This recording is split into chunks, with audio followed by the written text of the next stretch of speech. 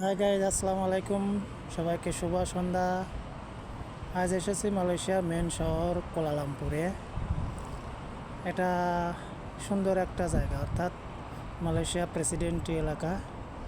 কত সুন্দর লেক, কত সুন্দর ডিজাইন ব্রিজ, কত বড় বড় বিল্ডিং, এবং লেকের পাশেই সুন্দর সুন্দর চমৎকার একটা মসজিদ, বাংলো, এক কথায় অসাধারণ। দেখুন, দেখতেই পারছেন, চমৎকার।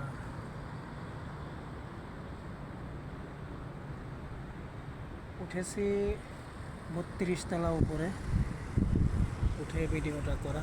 তো কেমন হলো সবাই একটু জানাবেন প্লিজ কমেন্টে।